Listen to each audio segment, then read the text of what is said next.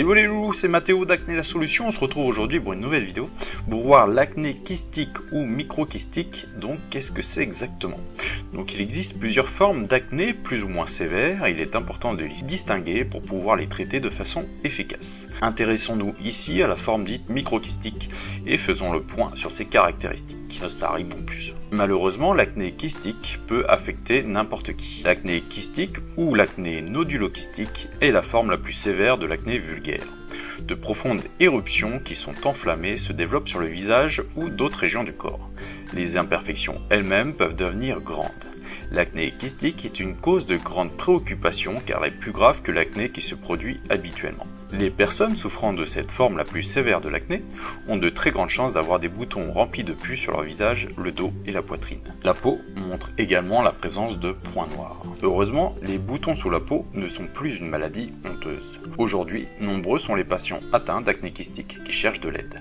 Néanmoins, il est à noter que les médicaments d'aujourd'hui peuvent être efficaces mais engendrent de nombreux effets secondaires.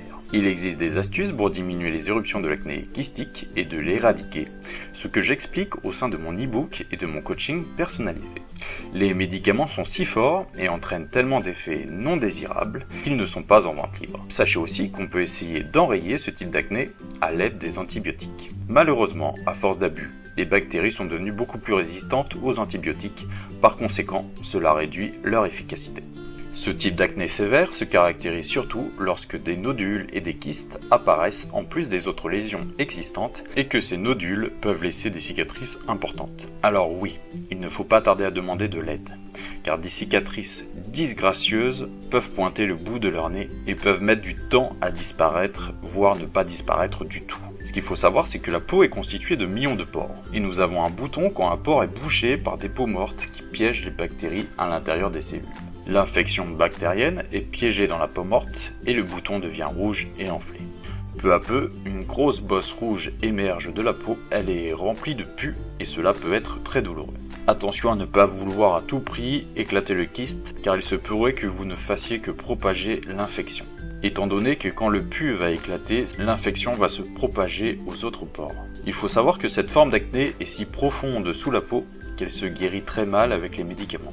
Bien qu'un grand travail scientifique sur les causes de l'acné ont été mené, il n'y a aucune preuve claire sur la cause exacte de l'acné kystique. Cependant, on sait que l'acné kystique est plus fréquente chez les hommes que chez les femmes. L'acné kystique peut survenir chez les personnes âgées de 8 à 50 ans ou plus sur le visage, poitrine, les bras, les épaules et le dos. Voilà, c'était Mathéo d'Acné la Solution. Vous en savez plus maintenant sur l'acné kystique. N'hésitez pas à visiter mon site acnelasolution.net où vous y retrouvez encore plus de conseils. Je propose un coaching personnalisé pour guérir votre acné. Je vous dis à bientôt pour une prochaine vidéo. C'était Mathéo d'Acné la Solution. Bye.